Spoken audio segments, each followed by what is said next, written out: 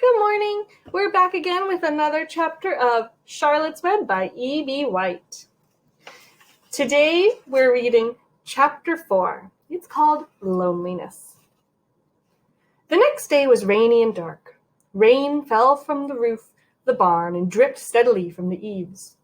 Rain fell in the barnyard and ran in crooked courses down into a lane where thistles and pigweed grew. Rain spattered against Mrs. Zuckerman's kitchen windows and came gushing out of the downspouts. Rain fell on the backs of the sheep as they grazed in the meadow. When the sheep tired of standing in the rain, they walked slowly up the lane and into the fold. Rain upset Wilbur's plans. Wilbur had planned to go out this day and dig a new hole in his yard. He had other plans too. His plans for the day went something like this. Breakfast at 6:30. Skim milk, crusts, bits of donuts, wheat cakes with drops of maple syrup sticking to them, potato skins, leftover custard pudding with raisins, and bits of shredded wheat. Breakfast would be finished by 7. From 7 to 8, Wilbur planned to have a talk with Templeton, the rat that lived under his trough. Talking with Templeton was not the most interesting occupation in the world, but it was better than nothing. From 8 to 9, Wilbur planned to take a nap outdoors in the sun. From 9 to 11, he planned to dig a hole or a trench and possibly find something good buried in the ground to eat. From 11 to 12, he planned to stand still and watch flies on the boards, watch bees in the clover, and watch swallows flying in the air.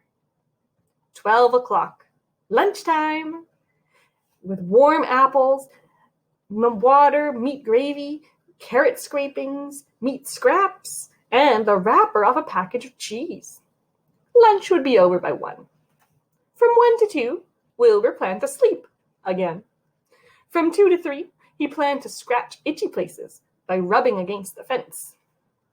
From 3 to 4, he planned to stand perfectly still and think of what it was like to be alive, and to wait for Fern.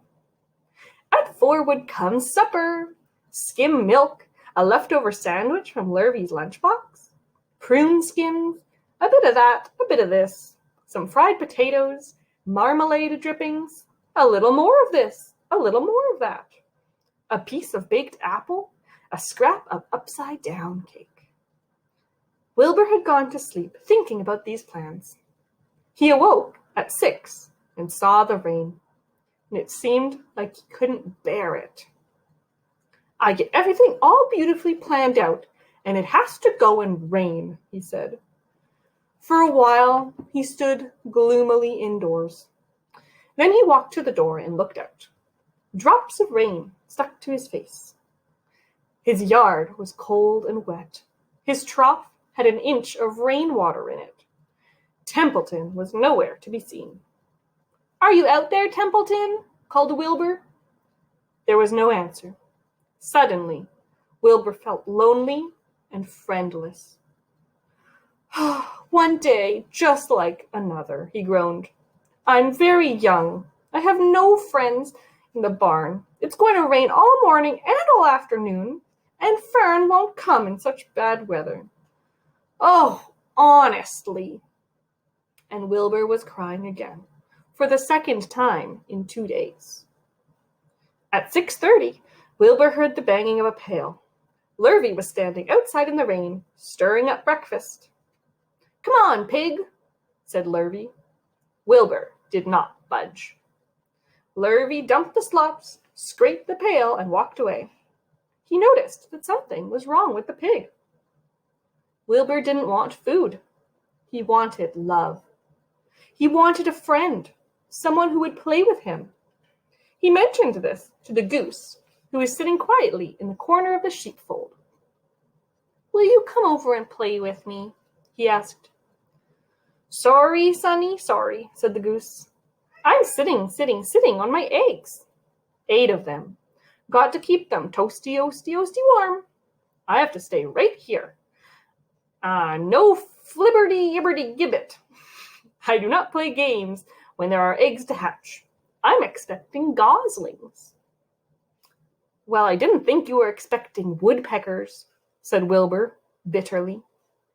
Wilbur next tried one of the lambs. Will you please play with me? He asked. Certainly not, said the lamb. In the first place, I cannot get into your pen, as I am not old enough to jump over the fence. In the second place, I am not interested in pigs. Pigs mean less than nothing to me. What do you mean, less than nothing? Replied Wilbur. I don't think there is anything such as less than nothing. Nothing is absolutely the limit of nothingness. It's the lowest you can go. Then, if there was something less than nothing, it would still be nothing. Even though it's just a little bit of something, it'd be there. But this is nothing, and nothing has nothing, and there's nothing less than it is. That was a little confusing. Oh, be quiet, said the lamb. Go play by yourself. I don't play with pigs. Sadly, Wilbur lay down and listened to the rain.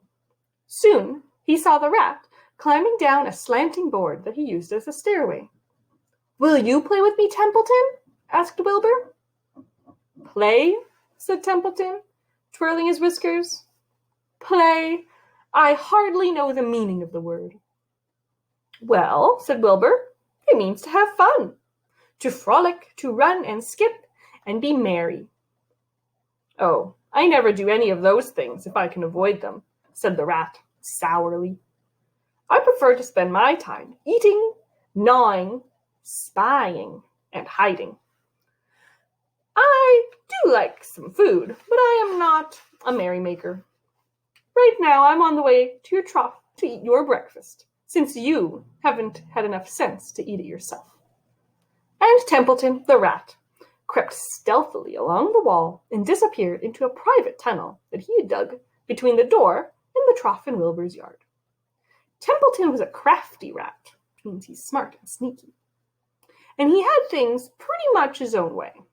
The tunnel was an example of his skill and cunning.